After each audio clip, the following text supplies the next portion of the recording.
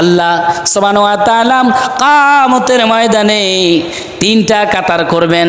তিনটা কাতার করার পর এক কাতারকে বলবেন, বান্দারে যা যা, তোরা হলো আল্লাহর ওলি, তোদের কোনো হিসাব নাই, জান্নাতে চলে যাও। আর এক কাতারকে বলবেন, আরে বান্দা এত গুনাহ করেছো, এত শিরক করেছো, যাও যাও, তোমাদের কোনো হিসাব নাই, জাহান্নামের দিকে চলে যাও। নাউজুবিল্লাহি মিন যালিক। আর কয় কাতার থাকলো?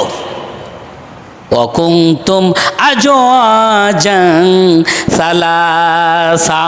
আল্লাহ কোরআনে বলেছেন সূরা ওয়াকিয়া যে তিনটা কাতার হবে। তিনটা কাতারের মধ্যে একটা কাতার বিনা হিসেবে জান্নাতে চলে যাবে, আর একটা কাতার বিনা হিসেব ছাড়াই জাহান্নামে চলে যাবে। নাউজুবিল্লাহ বলেন। আর একটা কাতার থাকবে, ও মুসলমান, এই কাতার এদের হিসাব নিকাশ শুরু হয়ে যাবে। হাসরের ময়দান কঠিন ময়দান, 50,000 বছর অবস্থান করা লাগবে ওই জায়গায়। মাথার আধা দুপুরে সূর্য থাকবে, মাথার মজকগুলো গলে গলে রক্ত পুজের মধ্যে তাকে দাঁড়িয়ে থাকতে হবে। ইয়া নাফসি বলবে বান্দা বান্দিরা। ভয়াবহ কি অবস্থা হবে মুসলমান, একটু নিজের মনটা ওই দিকে ফিরিয়ে নেন। 50,000 বছর অবস্থান করতে হবে। ওই 50,000-এর একদিন দুনিয়ার একদিন না, দুনিয়ার 1000 দিন, আর ওই হাসরের ময়দানের একদিন। আরও ব্যাখ্যা আছে, আরও বেশি কেউ কেউ বলেছেন। থাকতে পারবেন? প্রথম প্রশ্ন হবে আল্লাহর বান্দাবান্দির জন্য নামাজ দেওয়া প্রশ্ন। প্রথম প্রশ্ন হবে এই জন্য আপনার নামাজের মধ্যে, নামাজটাই যদি ঠিক না হয়, নামাজের মধ্যে যদি কোরআন তেলাওয়াত সহি শুদ্ধ না হয়, তাহলে আপনার সব ইবাদত বরবাদ হয়ে যাবে। এই জন্যে কোরআন তেলাওয়াত যারা জানেন না, তাদের কোরআন তেলাওয়াত অচিরেই শিখে ফেলবেন। রাজি আছেন তো? রাজি আছেন?